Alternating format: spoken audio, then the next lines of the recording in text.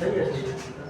तो अब हम पढ़ेंगे पॉलिटी में अनुच्छेद। इससे पहले हम अनुसूचियां पढ़ा चुके हैं, जो 12 को 12 अनुसूचियां हम पढ़ चुके हैं। अब हम पढ़ेंगे एक एक करके अनुसूची पढ़ चुके हैं, तो अब पढ़ेंगे अनुच्छेद। अनुच्छेद भाग 1 से पढ़ेंगे। भाग 1 में क्या है अनुच्छेद। अब अनुच्छेद 1 में क्या है?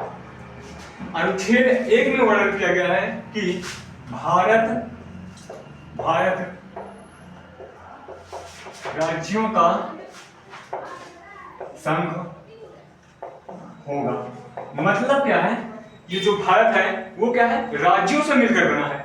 जो ये राज्य हैं उन्हें भारत से अलग होने की इजाजत नहीं है। ये राज्य भारत से अलग नहीं हो सकता। जैसे ये चाहे, जैसे बिहार चाहे कि हम भारत से अलग हो जाए तो वो नहीं हो सकता। यूपी चाहे कि हम भारत से अलग होकर कोई और राज्य में मिल जाए या फिर हम कोई और देश बना ले, तो ऐसा नहीं हो सकता। और फिर अनुच्छेद 2 में क्या है? अनुच्छेद 2 में है कि संसद विदेशी राज्यों को राज्यों का विलय कर सकती है। संसद को आ सकती है कि विदेशी राज्यों को विलय कर सकती है भारत में। अब ये क्या है? यदि कोई विदेशी राज्य चाहे, विदेशी मतलब कोई भी चाहे, तो वह भारत में मिल सकता है। वो संसद उन्हें विलय कर सकती है भारत में। जैसे कि एग्जाम्पल के तौर पे, जैसे सिक्किम पहले क्या था? एक देश था, अब वो हमारे भारत में मिल चुका है। और अनुच्छेद 3 क्या है? अनुच्छेद 3 में है कि संसद किसी भी राज्य के किसी भी राज्य के सीमा में व नाम में परिवर्तन कर सकती है। अब ये क्या है? सीमा में संसद किसी भी राज्य के सीमा में परिवर्तन कर सकती है। इसका मतलब क्या है? यदि जैसे कि अब ये है यूपी और ये इधर क्या है? बिहार। संसद चाहे तो पूरा यूपी बिहार एक कर सकती है। संसद चाहे तो बिहार को और छोटा करके यूपी में दे सकती है। संसद चाहे तो यूपी को छोटा करके बिहार में दे सकती है। वो कोई शक्ति किसके पास है? संसद के पास। अब अनुच्छेद 4 कहता है कि अनुच्छेद 2 और अनुच्छेद 3 के लिए, इन अनुच्छेद 2 और अनुच्छेद 3 के लिए राष्ट्रपति की अनुमति की जरूरत नहीं है। जैसे कि मतलब यहाँ पर अनुच्छेद 2 और अनुच्छेद 3, यहाँ इन दोनों को करने के लिए या विदेशी राज्यों को भारत में मिलाने के लिए या फिर किसी भी राज्य को नाम में परिवर्तन या सीमा में परिवर्तन के लिए अनुच्छेद 368 की जरूरत नहीं है। इसका मतलब क्या है?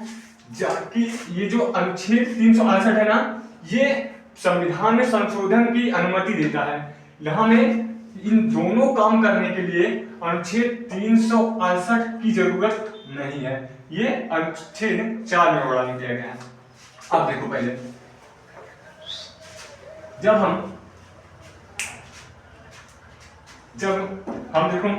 जब ये भारत आजाद हुआ था, तब पहले क्या था? पूरा भारत 4 भागों में बटा था।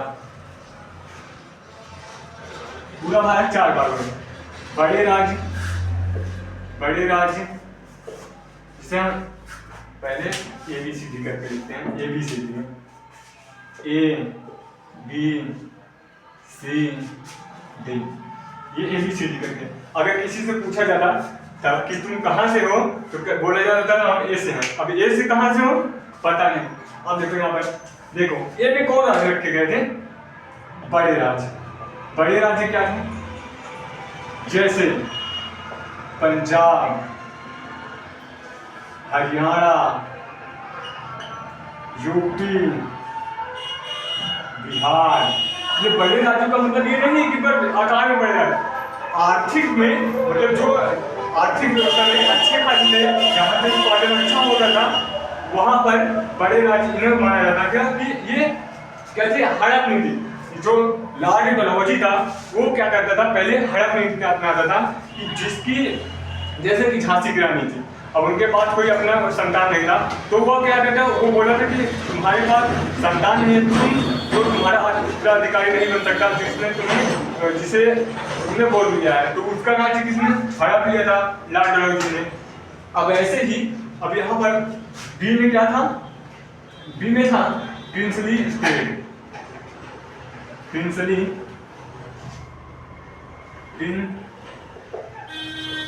स्टेट, स्टेट ये क्या थे, ये स्टेट ऐसे स्टेट थे जो जो ब्रिटिश के जो ब्रिटिश के ब्रिटिश जो ब्रिटिश के एकदम अधीन थे, मतलब कि अगर अंग्रेज कहते थे कि तुम झुको तो वो झुक जाते थे, अगर अंग्रेज बोलते थे तुम लेट जाओ तो लेट जाते थे, अंग्रेज कुछ भी करते थे वो करते थे, ये प्रिंसली स्टेट में आते थे। सी वाला इसे बोलते हैं कमिश्नरी स्टेट, कमिश्नरी स्टेट। ये क्या था स्टेट, ये स्टेट ये कमिश्नरी स्टेट ऐसा था। अब देखो क्या था ये, जब ये लॉर्ड डलहौजी ने हड़प नीति अपनाई थी तो 1857 में क्रांति हुई, जिसे हम सैनिक विद्रोह भी कहते हैं। जब वो हुआ तो ये भारत वालों ने अंग्रेजों को इतना मारा था कि हड्डी पट्टी तोड़ दिए थे।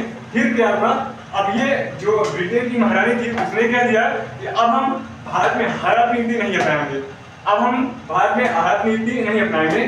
तो ब्रिटेन की महारानी बोलती थी, तो अब अंग्रेज इतना होशियार था, ये सकरा सीधा क्या करता था, जैसे कि यूपी है, यूपी में क्या किया, ये यूपी में सबसे अच्छा जहां पर अच्छा खासा उत्पादन होता था या समृद्ध था जो राज्य यूपी में, जैसे लखनऊ है वो है, अब यहाँ पर जिला है लखनऊ, वहां पर जो क्या करता था अपना एक कमिश्नर बैठा देता था, खुद तो डायरेक्ट नहीं था लेकिन ये अपने, जैसे ये था ये ब्रिटिश था और ये कोई और कमिश्नर था, अब ये अप्रत्यक्ष रूप से यहाँ पर लखनऊ में अपना अधिकार जमा लेता था।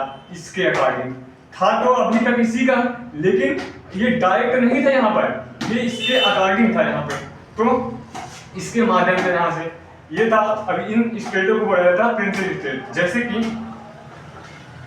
यूपी में लखनऊ और बड़े बड़े क्षेत्रों को अभी तक तो राज्य को अपनाता था, लेकिन अब जिला को अपनाने लगा।